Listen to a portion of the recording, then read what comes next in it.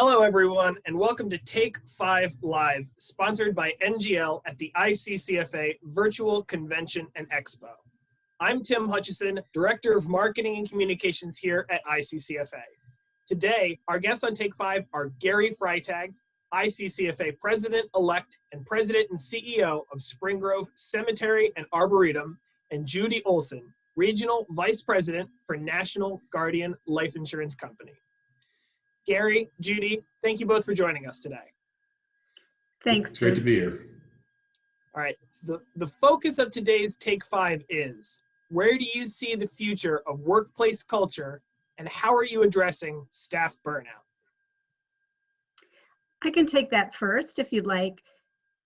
From the perspective of staff burnout, for us as an insurance company, we have most of our employees working remotely. We have a few on site, and it's been a transition for us. And I think it's something that our employees, they enjoy the opportunity to work remotely, but they're finding that, I think some of that opportunity to stop and talk with a coworker, collaborate over, at their desk or meet up at the coffee bar for just a few moments. We don't have those types of opportunities, and we're spending most of our time sitting in front of a computer.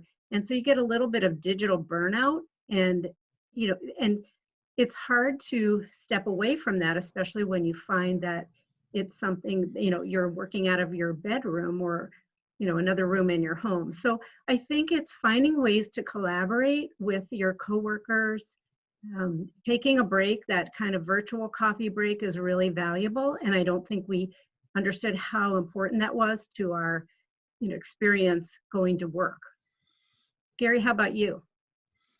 That applies to us to some extent, Judy, but in our organization, almost everybody has to be face-to-face. We're still meeting with families. Now, that doesn't mean we haven't had a transition. We've moved toward digital signatures and more online arrangement conferences, and trying to find tools that allow us to do some of the things that we do remote, but it's still a face-to-face business and the human interaction when somebody passes away.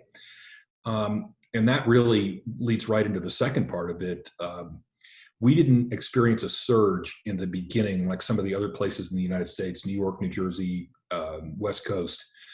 All of ours was focused between, I would say, the second week of October and the middle of February. We had about a 60% increase in the death rate during that period. And as a result, a lot of our frontline people were not able to get away from the office at all. And we did some things to try to help them going forward. We allowed people to roll extra PTO time into 2022 in the hopes that they can take some vacation time or more time than they normally would, or even if it's just getting away from the office for a week so that they can recharge their batteries.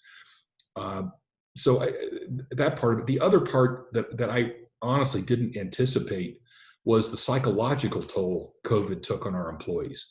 Right. Some of it was fear. The employees had a spectrum of reactions from, you had some people on one side saying, hey, it's just the flu, and other people were scared about it all the time. But the part I didn't anticipate was most of our frontline employees are caregivers by nature, and they want to say yes. They want to do everything they can to make that ceremony meaningful and give them the best way that they can to say goodbye. And for about 9 months, all they could say was no. And that took an emotional toll on our frontline employees that frankly, I didn't anticipate. And we're now starting to be able to do more traditional services. We're reaching out to families and say, hey, would you like to come back and do a service because you really weren't able to before?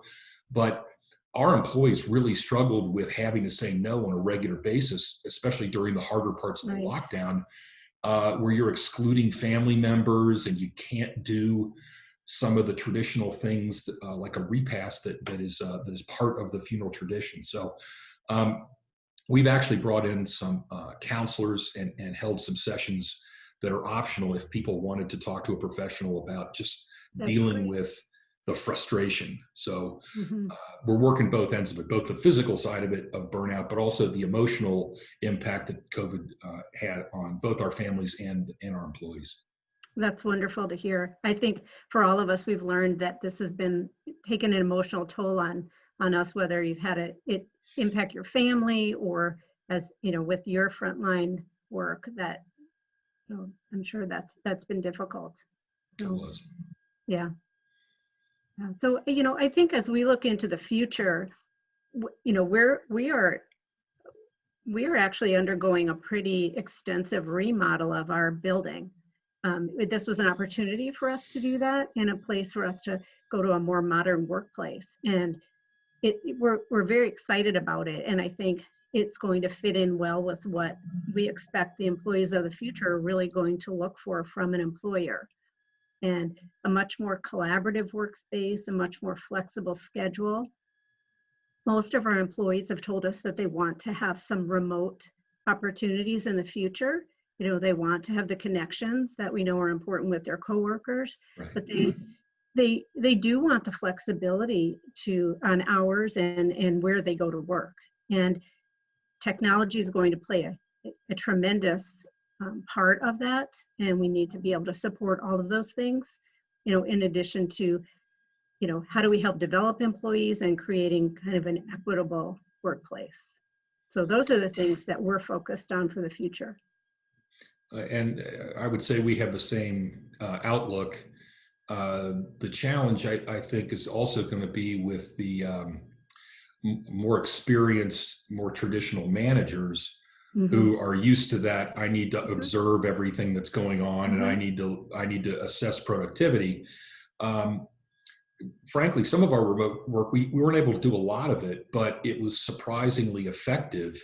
And so we're reworking what parts of our organization could literally go toward a remote or a partially remote work environment. That's And very frankly, interesting for you. Yeah. the barriers for some of the more seasoned managers like myself, who that's a different model. And wait a minute, I want to go back to the way it was. Well, you know what? This hybrid model, at least in the articles I've read, look effective. Looks more effective. Exactly. Yes. Yeah. Well, thanks. Great. Thank you. Well, thank you both for sharing your insight, and thank you all for joining us for Take 5 Live here at the ICCFA Virtual Convention and Expo. We'd like to thank NGL for sponsoring this session, and we'll see you again next time. Hey, thanks. Thanks, everybody.